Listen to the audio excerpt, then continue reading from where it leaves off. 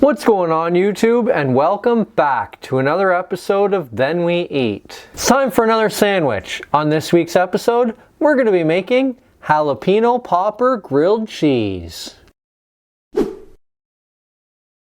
Now before we get going on today's video, don't forget to subscribe to the channel, hit the notification bell to be notified when we upload next, like the video, share it with all your friends, and comment down below.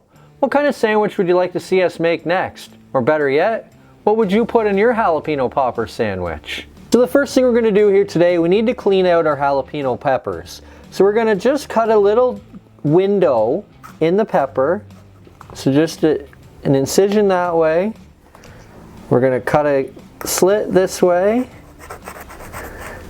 And then another cut this way to create a little window. And we're just going to peel this back, and with either your fingers or the end of a spoon or fork, you're going to clean all the pith and all the seeds out of there as best you can.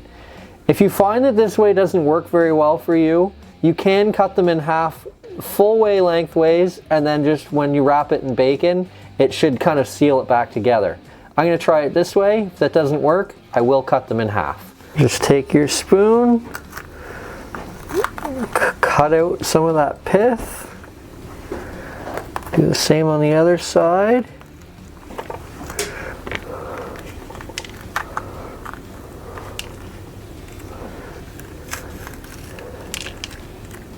Something just like that.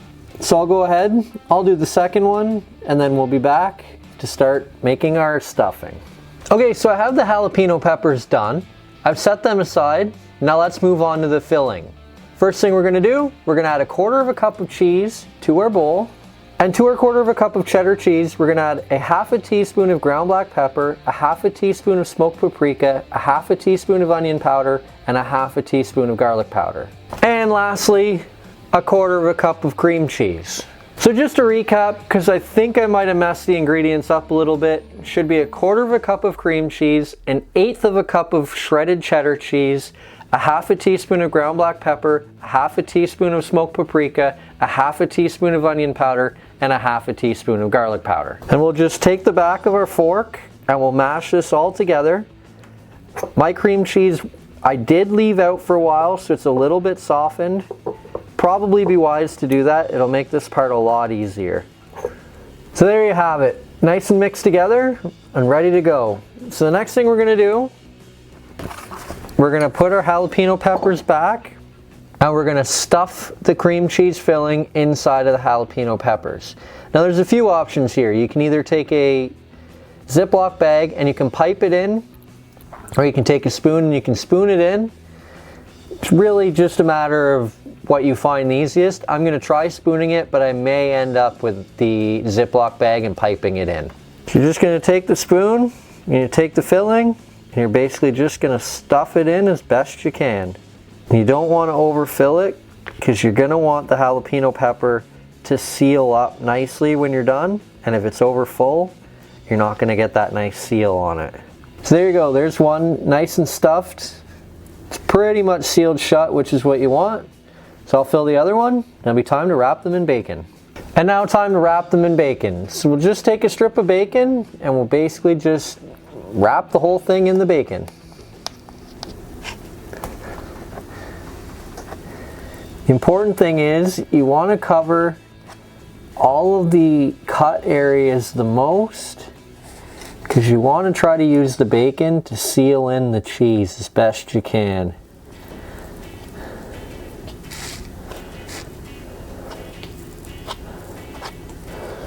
Kind of like so. Now that you've got your 2 jalapeno poppers done, it's time to cook them. I'm going to cook them on the barbecue. They'll probably be about 15-20 minutes or so. You can also cook them in the oven at about 375, same thing, 15-20 minutes or so. So we'll see you once they're done being cooked.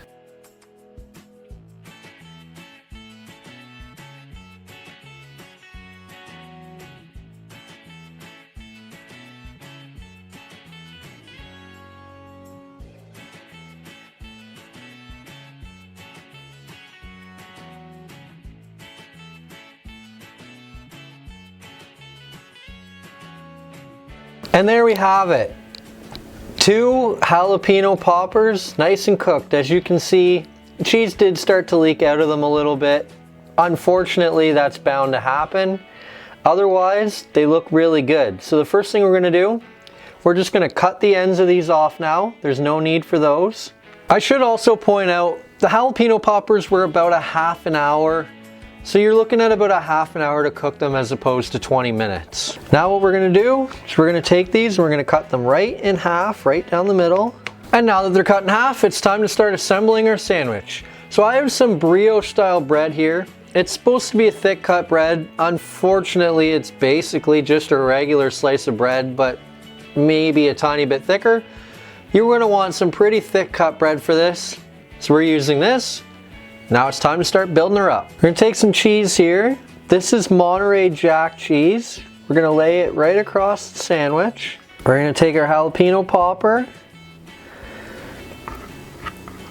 lay it across like that.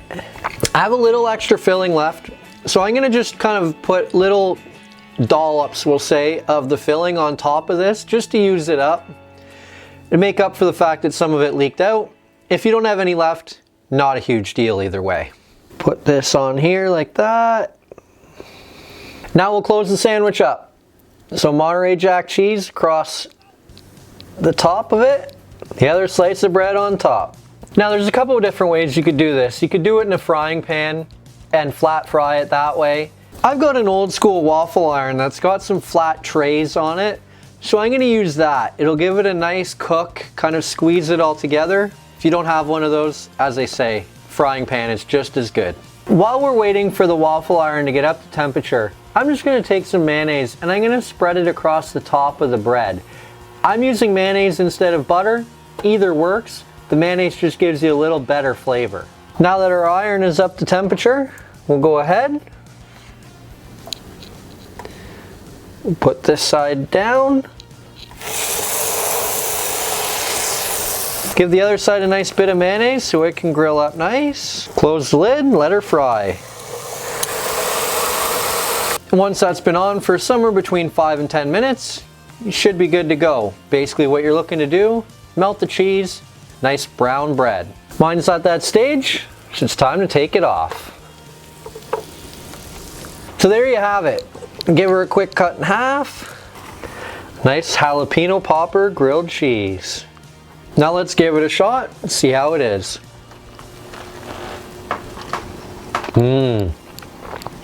That's really, really good.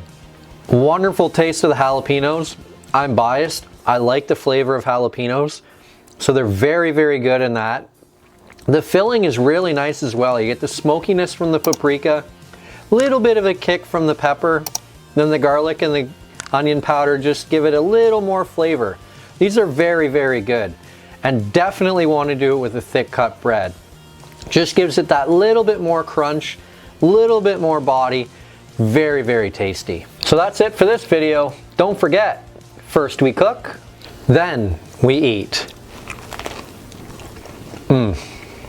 So good.